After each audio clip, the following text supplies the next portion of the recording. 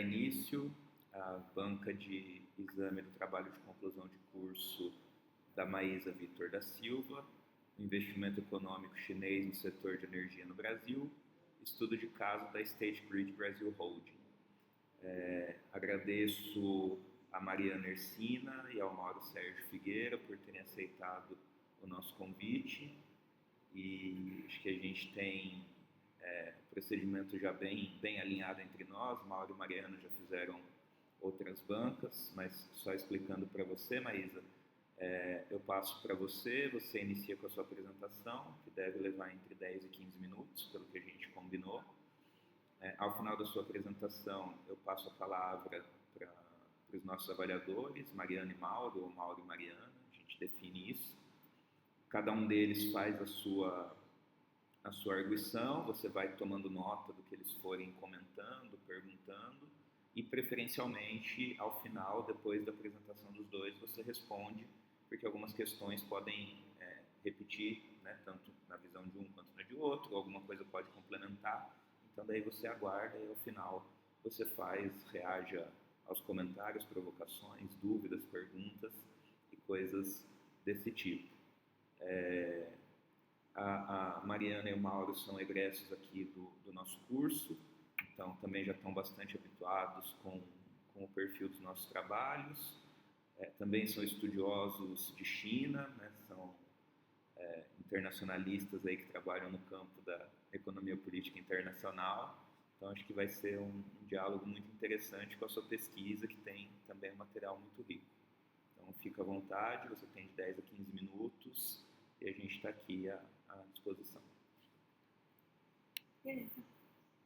Boa tarde, gente. O tema do meu trabalho ele é o investimento econômico chinês no setor de energia no Brasil, com estudos de caso da State Grid Brasil Holding. Eu escolhi esse tema porque ele é relevante tanto no cenário global quanto no cenário nacional, principalmente considerando a crescente presença da China como potência econômica e o papel estratégico das empresas estatais chinesas. Como objetivo da pesquisa, eu quis explorar como as estratégias chinesas no Brasil refletem os interesses econômicos globais e quis analisar os impactos econômicos, sociais e ambientais das parcerias Brasil-China. Aqui eu coloquei um pedacinho da minha introdução para dar um pouco de contexto. Escrevi aqui que a ascensão da China no sistema mundo capitalista ela representa uma transformação geopolítica e econômica moderna. As estratégias elas combinam inovação tecnológica, políticas industriais e a expansão da influência econômica global, e as relações sino-brasileiras elas se intensificaram com foco em setores estratégicos como energia e infraestrutura, conforme eu já tinha citado. O meu trabalho está estruturado em 5 capítulos principais. No primeiro capítulo eu apresentei o contexto, a problemática e relacionei o tema com a teoria do sistema mundo de Wallerstein.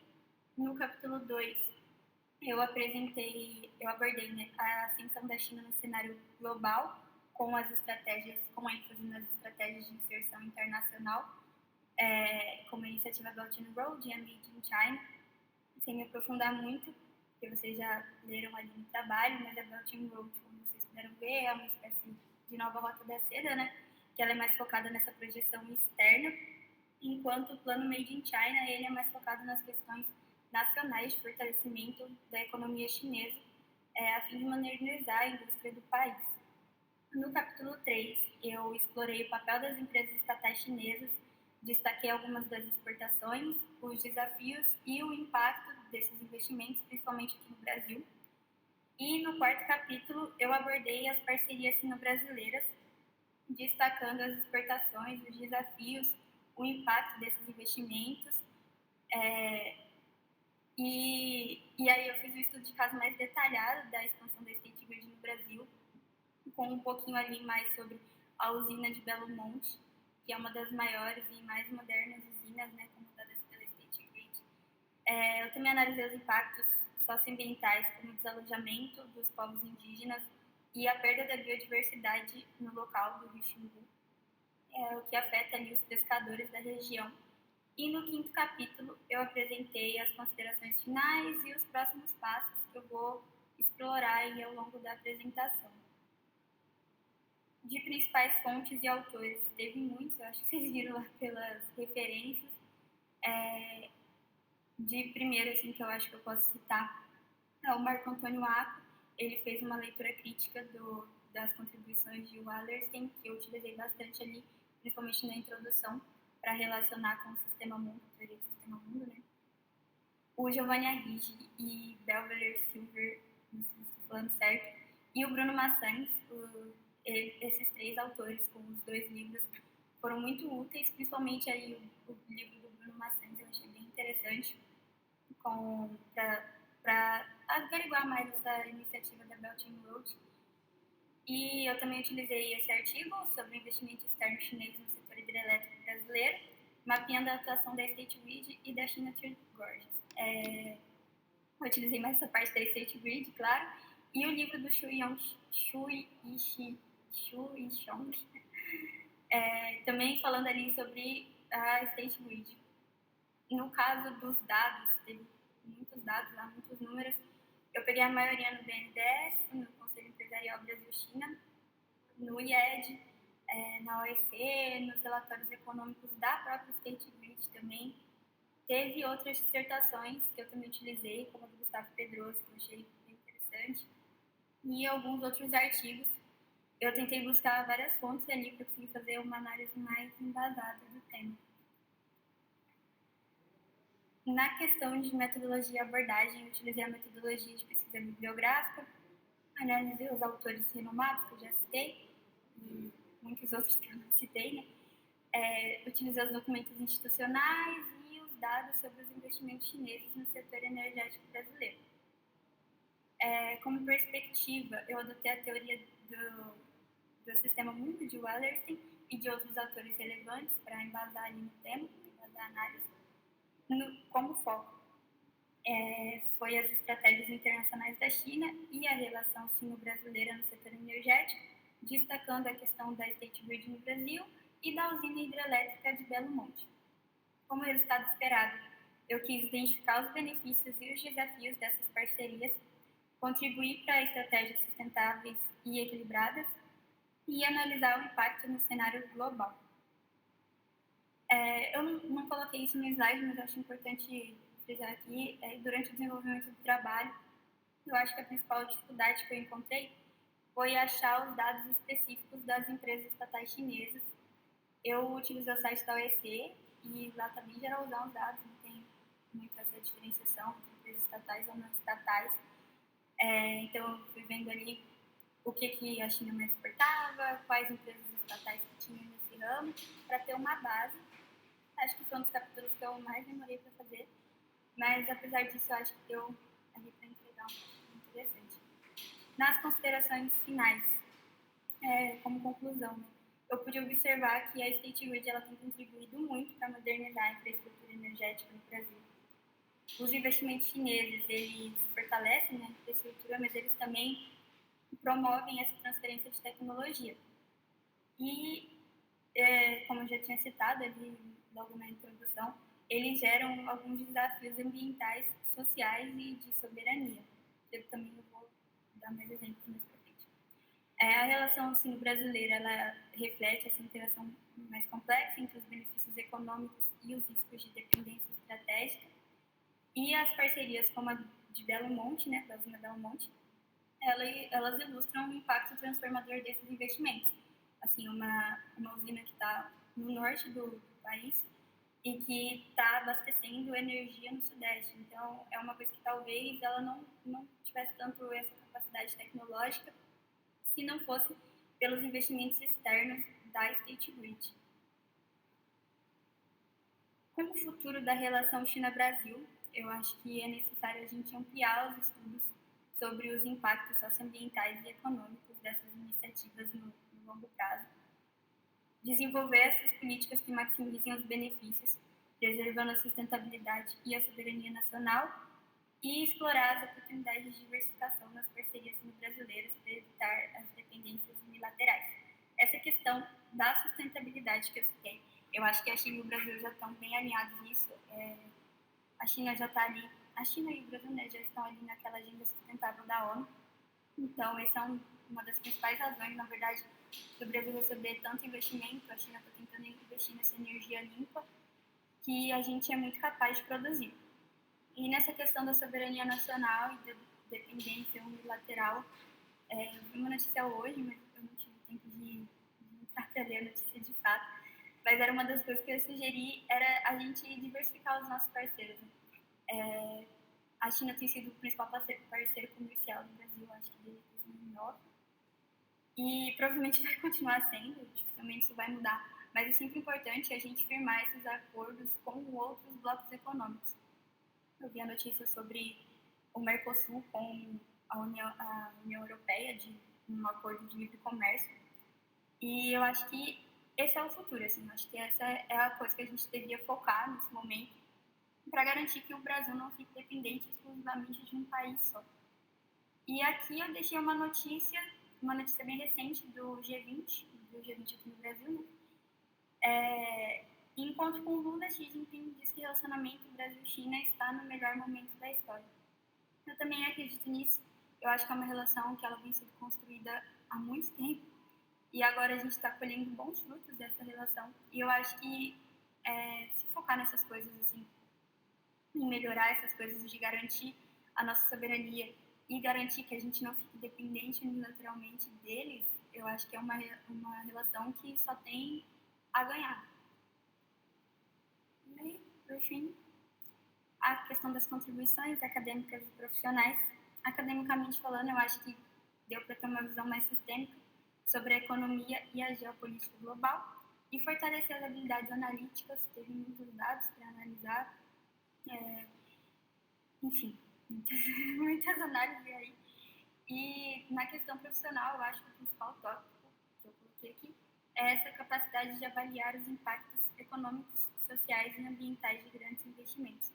Eu acho que isso pode ser muito útil. Eu fiz um trabalho mais focado na China e na State Grid, no Brasil, mas eu acho que o TCC contribuiu para eu ter mais essa análise, para eu conseguir fazer essa análise sobre outros países e sobre outras empresas também. Analisar quais são os impactos e tudo mais.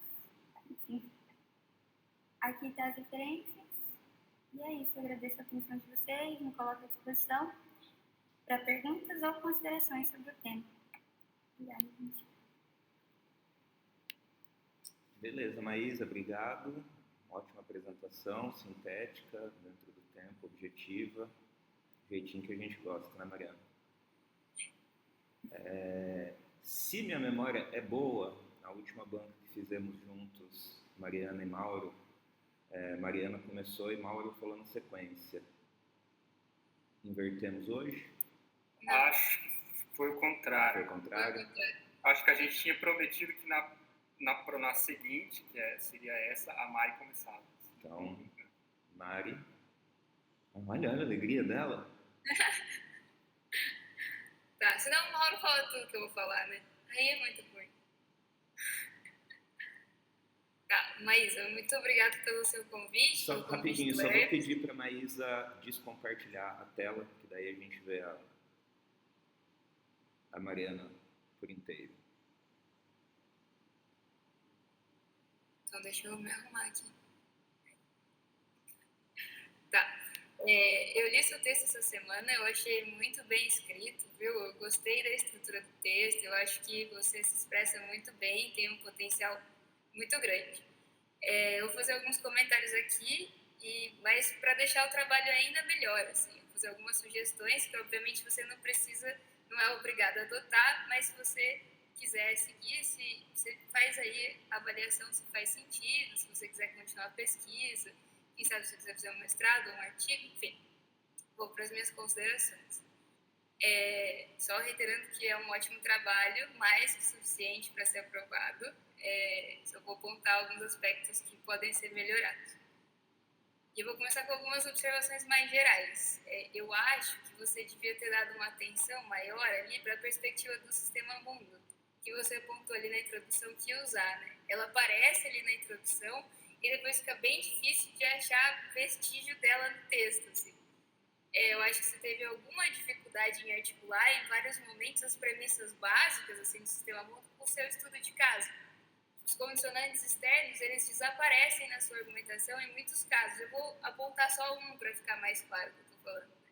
No primeiro parágrafo lá da página 9, você vai falar que a ascensão chinesa no cenário global está diretamente associada às políticas econômicas e estratégicas e as estratégias de inserção internacional, né? E aí, eu acho que aqui, mas se você vai usar o sistema mundo, não dá para ficar só com esses condicionantes internos. Tem que mencionar a crise de hegemonia dos Estados Unidos, as transformações do ciclo sistêmico de acumulação norte-americana, a redistribuição geográfica das indústrias no globo, a reincorporação da Ásia na economia monocapitalista e por aí vai. Daí eu acho que ficou faltando um pouco dessa parte da perspectiva. Assim. E talvez essa seja a parte menos forte do seu trabalho, mas isso dá para mudar, dá para dar uma reforçada. E aí, o que mais? De mais geral, também eu acho que o seu trabalho, por mais que você falou aqui na sua apresentação que você trouxe muitas fontes, eu acho que tem uma carência generalizada de apontar quais as fontes você está usando para sustentar seus argumentos. Ainda mais ali na seção 2, principalmente ali sobre o Made in China, e também ali na da Belt and Road, eu escrevi num documento todos os parágrafos, todos os momentos do texto que eu acho que você precisa muito falar, da onde você está tirando essas afirmações, e eu vou te mandar logo que acabar aqui, tá bom? Bom, mas eu acho que também ali no resumo, a parte que você vai indicar qual metodologia que você vai usar no trabalho, você não fala que se trata de um estudo de caso. Eu acho que ali você tem que sinalizar que é um estudo de caso. Também no resumo não aparece qual a hipótese, nem quais os resultados que você teve. E eu acho que é interessante sinalizar isso no resumo, porque mais em artigo, né? Mas o leitor vai decidir se faz sentido ler ou não aquele texto pelo título, pelo resumo e pela introdução. Então, é aconselhável que esteja tudo muito sinalizado, qualquer hipótese, os resultados, que eles já apareçam ali. Né? E mais uma coisinha antes de começar, uma coisa pequena, assim, você coloca o nome do livro do Arrighi errado, viu? E da Beverly Silver. Tem que mudar ali o título para o título certo, que é Causa e Governabilidade no Moderno Sistema Mundial, não no Sistema Mundo Moderno. Mas, tá. Na introdução, então, você escreve na página 8 sobre a necessidade de financiamento externo para os grandes projetos de infraestrutura como a usina Belo Monte e os riscos que isso levanta, né? E aí eu tenho algumas questões meio sérias com esse ponto. Vamos ver, vou te contar quais são. Primeiro é que eu acho que não dá para falar nessa forma. Que a usina Belo Monte é uma coisa. E o linhão de ultra alta tensão que liga Belo Monte ao Rio de Janeiro é outra coisa. E aí a construção de Belo Monte, ela teve financiamento quase todo pelo BNDES, né? 80,6% do financiamento da construção de Belo Monte foi pelo BNDES, ou seja, não dependeu tanto assim do capital chinês, nem do capital da State Grid, né? E aí eu acho que no seu título, então, e em todo lugar que aparece Belo Monte, usina hidrelétrica de Belo Monte, acho que tinha que alterar ali para linha de transmissão, usina hidrelétrica de Belo Monte. Mas o meu segundo problema com essa afirmação é que mesmo na construção do linhão ali, esse linhão que liga Belo Monte com o Rio, que é o que você vai tratar no estudo de caso, e que foi concluído pela State Grid, não se deu só com investimento estrangeiro. Na verdade, segundo o próprio portal da BNDES, o BNDES emprestou 61% do total do capital empregado na construção para a State Grid construir essa linha. Então, eu não acho que tenha sido a necessidade de financiamento para o projeto que tenha sido a causa da State Grid ter entrado, ter arregaçado as mangas e feito o projeto, sabe? Eu acho que tem mais a ver com know-how do que necessidade de financiamento. Esse tipo de tecnologia é muito diferente das linhas de transmissão convencionais, gera um desperdício muito menor de energia elétrica no transporte em grandes distâncias, né? E eu acho que está aí a questão, não de necessidade de financiamento, até porque o BNDES financiou mais da metade da construção. Então são essas minhas duas questões no seu argumento ali na página 8. E a outra questão importante que eu tenho para você é a seguinte: você usa o Made in China e a Belt and Road como as principais estratégias de inserção internacional da China atualmente, né? E é verdade, elas são mesmo. Mas a Belt and Road, ela não explica a penetração do capital chinês, ou seja, do investimento externo direto chinês no setor energético brasileiro, promovido pela State Grid. Ao invés, tem que tomar cuidado com isso, né? Porque talvez no seu estudo de caso fosse mais interessante trabalhar o Going Global. Esse sim faz sentido para o seu estudo de caso. O Belt and Road é de 2013, é posterior, inclusive o Brasil não entrou na Belt and Road, não teve oportunidade. O Golden Global até aparece de relance lá na sua página 38, bem de relance, mas ele aparece. E aí eu queria saber como que a Belt and Road contribui para o seu estudo de caso, sabe? Não precisa me responder, mas se você quiser me responder, você pode ficar à vontade. Mas que mais? E na página 22 do seu trabalho, você vai apontar que os investimentos em infraestrutura são uma forma de fortalecer a posição da China como potência global, enquanto amplia ali sua influência política e econômica. E aí aqui eu acho que não se trata só disso, eu acho que falta ainda, né? A China promove esses investimentos também com outros objetivos, com outros interesses, assim como todos os países do mundo fazem, né? Tem a questão do deslocamento espaço-temporal do capital, tem a questão da ocupação de força de trabalho ociosa, tem a busca por lucro através dos pagamentos de empréstimos, tem a busca por lucro através do envio de remessa de capital e por aí vai. Eu acho também, mas na página 24, você vai falar de um processo de reestruturação das empresas estatais chinesas, de 2003, promovido pela SASAC, né? Que esse processo foi essencial para modernizar a economia chinesa. Eu acho que precisava falar, ou pelo menos mencionar as reformas trabalhistas, a reforma tributária, a reforma administrativa, todas essas que foram anteriores a 2003, todas essas que foram anteriores a essa reestruturação promovida pela SASAC, né? E aí eu posso te passar a bibliografia sobre isso, talvez não precisa entrar profundamente, mas mencionar e colocar ali uma fonte, né? Bom, daí no texto também aparece em 2 momentos sobre a Huawei, né? Huawei, sei lá. A Huawei, no texto aparece que ela não é uma estatal formal, e aí depois mais pra frente vai falar que a Huawei não é totalmente estatal. E aí eu quero te perguntar então o que ela é, porque ela é uma empresa privada, né? E eu queria saber por que você define ela dessa forma. Primeiro como uma estatal não formal e como uma empresa que não é totalmente estatal. Receber apoio do Estado torna uma empresa estatal não formal ou uma empresa parcialmente estatal? Tem que ver isso, assim, né?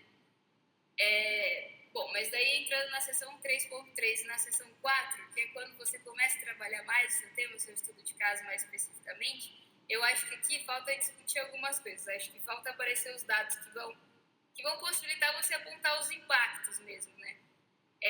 Que é o que você disse que vai fazer no seu trabalho, que você faria. E eu acho que falta apontar quantos quilômetros de linha de transmissão foi adicionado na infraestrutura energética brasileira pela State Grid. Falta apontar quantos empregos gerou, se é que gerou algum. Falta apontar qual a forma de penetração do capital da State Grid, se foi greenfield, se foi fusão e aquisição, e por aí vai. Bom, eu acho também que na página 32, você está falando ali sobre uma mudança de foco nos investimentos chineses para um setor mais sustentável, para ver se teve mudança.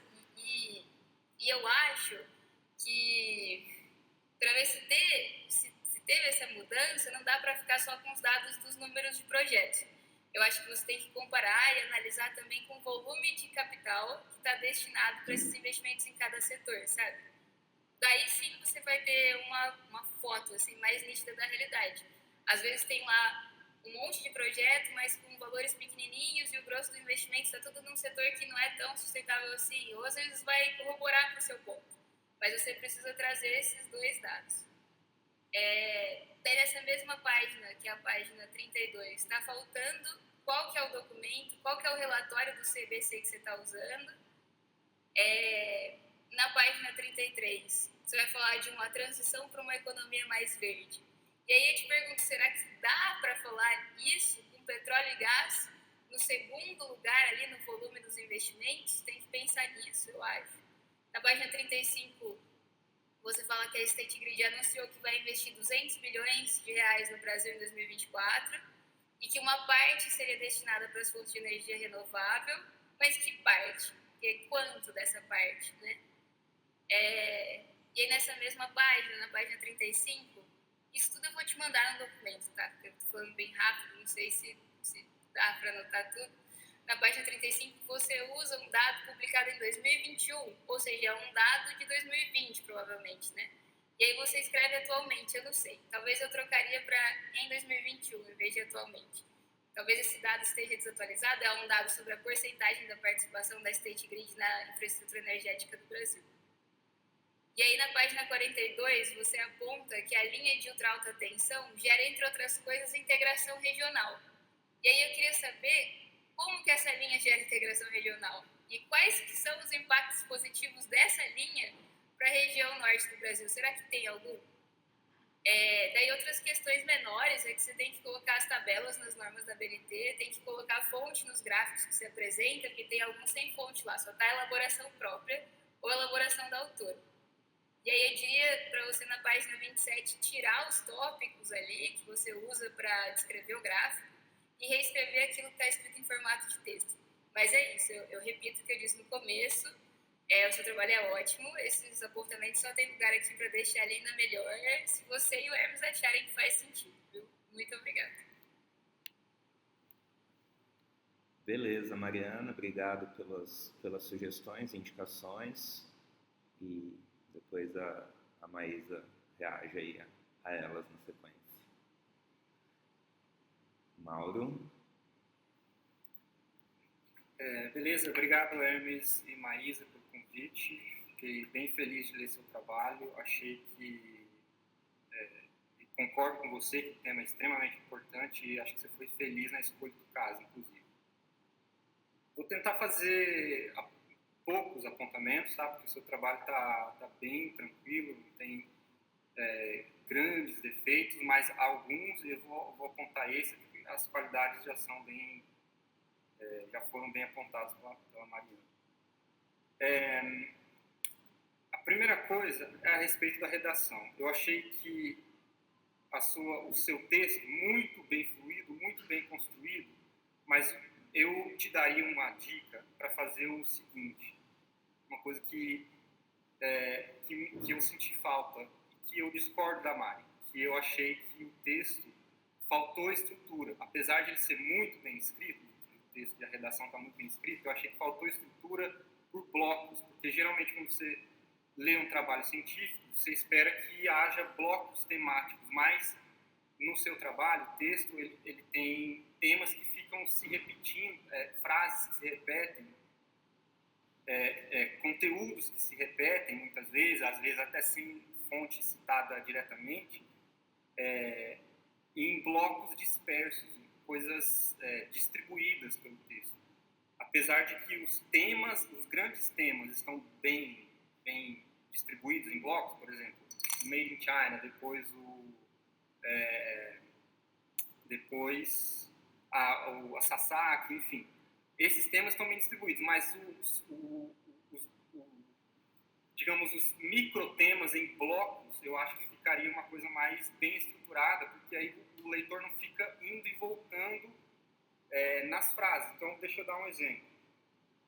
Eu tenho aqui, por exemplo, na página 23, na 23 e na 24, o último parágrafo da 23 e o primeiro da 24 são basicamente a mesma coisa, só que escritos de forma diferente. Então, acho que você ter esse cuidado esse cuidado artesanal com a fabricação do texto, apesar de que a redação está muito boa.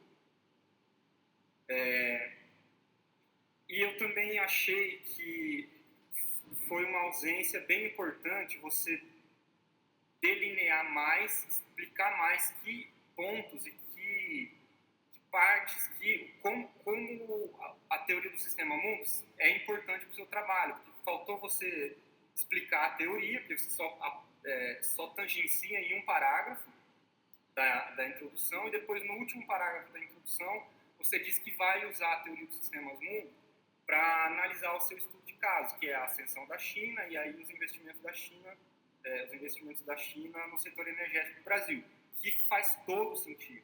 Uma coisa casa com a outra, e eu tenho opinião, e os nossos colegas aqui também têm, eu acho, de que a ascensão da China e a teoria dos sistemas mundo são coisas que interagem muito bem. E eu acho que você foi feliz na escolha pelo menos apontar a escolha da teoria dos sistemas mundo, mas faltou explicar como exatamente. E você poderia ter feito isso, porque o projeto Made in China e o projeto Belt and Road, que é uma reedição, segundo a Arrighi, eu acho que você cita aqui o livro do Arrighi, o Adam Smith em Pequim, que é uma reedição da Rota da Seda, a antiga Rota da Seda, e a utilização das empresas estatais como vetor estratégico de desenvolvimento, essas coisas todas fazem parte de um esforço estratégico de ascensão da China que impacta no sistema mundo moderno, sob a hegemonia dos Estados Unidos. Mas você não apontou exatamente como todas essas coisas interagem, como isso impacta na hegemonia dos Estados Unidos, por exemplo. Principalmente como os investimentos da China em energia, principalmente na transição energética, poderia ameaçar ou, de alguma forma, não ameaçar, mas vulnerabilizar a hegemonia da China, dos Estados Unidos em energia. Então, essas coisas interagem muito bem, mas eu achei que faltou você apontar exatamente como. Principalmente porque na hora que chega no suco do trabalho, que é a última parte, a última seção do capítulo 4, você diz em 2 ou 3 frases que o investimento no projeto Belo Monte foi uma oportunidade de expandir sua influência, sua da China, na América Latina e consolidar sua liderança global no setor energético, mas aí acabou. Não fala mais. Aí você fala dos desafios socioambientais e tal, coisas importantes. E aí, de novo, do ponto de vista geopolítico, de novo os temas indo e voltando, né? Tá, o tema da geopolítica, aí depois o tema socioambiental e o tema da geopolítica de novo. Do ponto de vista geopolítico, o projeto Belo Monte consolidou a interdependência econômica entre Brasil e China. Essa colaboração reflete o alinhamento dos interesses estratégicos dos dois países, mas como exatamente? Então, isso é só um parágrafo, e aí acho que faltou você... claro, se você quiser responder na sua réplica, né? Também, se não quiser, também pode ficar à vontade, não vai atrapalhar em nada. Mas faltou examinar exatamente como os investimentos da China em energia impactam nas relações diplomáticas entre o Brasil e a China e como essas relações diplomáticas interagem com o moderno sistema mundo. Mas nem você delineou o que é o sistema mundo e nem chegou nesse ponto. E aí, por fim, na última frase do seu capítulo, na última frase do desenvolvimento do trabalho, você diz: para a China, projetos como este são instrumentos de projeção de soft power, que não é um conceito próprio da teoria do sistema mundo. Então, aí você pulou para uma outra perspectiva. Mas, apesar disso, o seu trabalho tem muitos dados quantitativos, você fez uma análise boa, com dados que demonstram, apesar das coisas que a Mari falou, eu acho que vale a pena a atenção, mas, no geral, um trabalho de TCC com dados quantitativos, falando da ascensão da China, muito importante. Tinha mais alguns detalhes pequenos, mas nem vale a pena, então posso entregar a palavra por aqui. Obrigado mais uma vez. Obrigado, Mauro e Mariana. Acho que a gente deveria dar o diploma para a Maísa só pelo uso do soft power, não é assim? O aluno de RI fala soft power, ele sai com o diploma de dentro da universidade. Eu fiz essa semana uma banca sobre soft power, falei isso para o menino também. Engraçado que essa geração não tem mais, né? Com a queda do muro de Berlim. Né?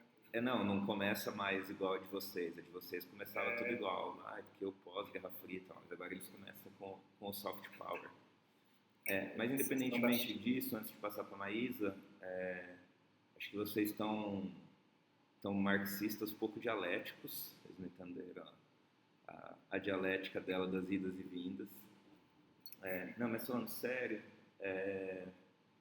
acho que ela entrega uma perspectiva ousada, assim, de fazer uma reflexão em cima desses,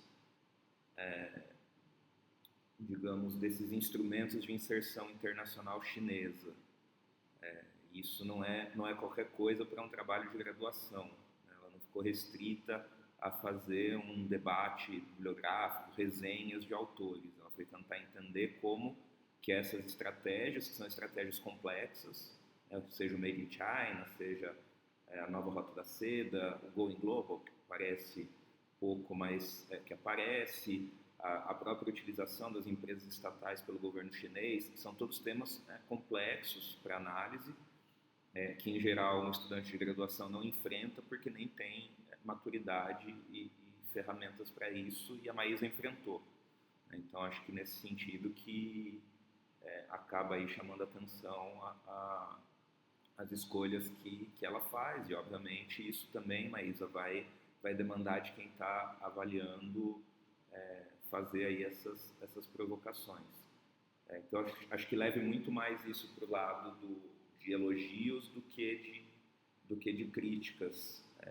Tem que pensar sempre como olhar que tanto Mariana quanto Mauro deram para o seu trabalho em termos de qualidade e potencial que ele tem, e não necessariamente de problemas, porque para um trabalho de conclusão de curso, problemas é se a gente estivesse aqui discutindo norma de ABNT, erros de ortografia, problemas conceituais e coisas desse tipo. Então, ver aí do que eles levantaram o que mexeu com você, o que te provocou outras reflexões, o que você tem de fato para devolver para eles de resposta direta, e aí a gente vai dialogando com isso. Tá, eu não consegui anotar muita coisa, porque principalmente da Mariana, ela tá falando meio rápido. Sobre a questão da Huawei. Não sei falar também. Huawei, gente. Huawei. É que eu acho que eu acabei me expressando mal. Eu sei que não é uma empresa estatal, mas eu quis dizer mais para essa questão dos fortes vínculos com o governo chinês e as polêmicas que tem ao redor disso, né? Do fato dela ter sido fundada pelo ex-oficial, eu acho, se não me engano, ex-oficial do Exército. Então, assim, eu sei que apesar dela ser privada, e eu acho que eu acabei me expressando mal no texto, durante o texto, ela tá ali operando de acordo com o governo chinês, mesmo que tipo, ela tente negar ali teve os problemas dela ser acusada de espionagem, né? E aí eu quis dizer dessa forma, assim, eu sei que não é de fato uma empresa estatal, mas eu acho que eu acabei me expressando mal. Inclusive teve até uma outra que eu citei durante o trabalho, acho que era a Unicom, que o Hermes até questionou também, que era sobre ser propriedade mista, que não é o caso da Huawei, eu sei, mas enfim, eu entendi o seu ponto e só queria dizer que eu acho que eu acabei me expressando mal nesse quesito. E sobre a Belt and Road e não a Going Global, eu não tinha parado para pensar muito sobre isso, na verdade, sobre o fato de não ter tanta relação assim. Eu só quis inserir ali as duas que eu considerava as principais estratégias internacionais, assim. Então, por isso que eu tinha escolhido a Belt and Road. E sobre como ela falou, não tem nada. Porque eu estava ainda perdida nos da Mariana. Mas... Vai ficar gravado aí, depois você pede pro Hermes. Então, eu anotei que você tinha falado sobre a estrutura, dos pontos se repetirem, né? E sobre a teoria do sistema mundo, eu concordo com vocês, eu acho que dá para acrescentar mais durante o trabalho, porque ela aparece mais na introdução mesmo. E eu acho que é isso, não tem muito o que falar além disso. Teve muitas coisas, eu acho que a Mariana ela fez lá no documento, então ela vai acabar me mandando. E também posso assistir a apresentação, né? E pegar todos os pontos aí.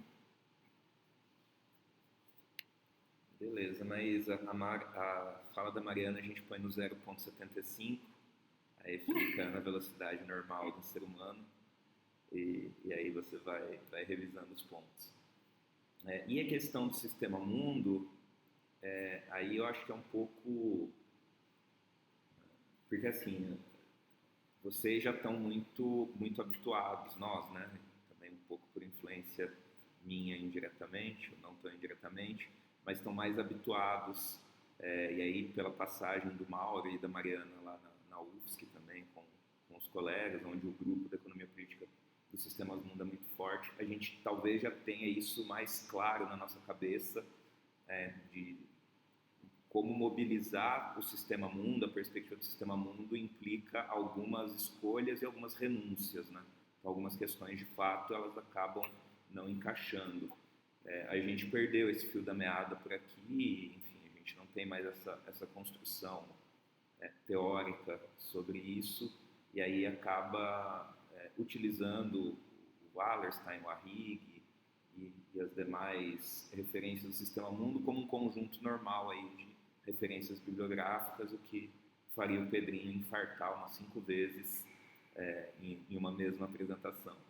Mas aí também é um processo de maturidade. Vocês podem voltar para cá, viu? Virem para cá como professores substitutos, a gente está precisando.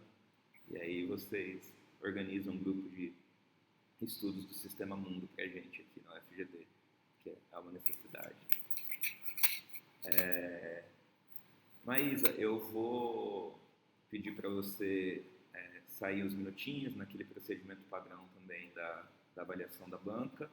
Aí fica ali atenta no WhatsApp, que aí eu te chamo já para você voltar. Beleza?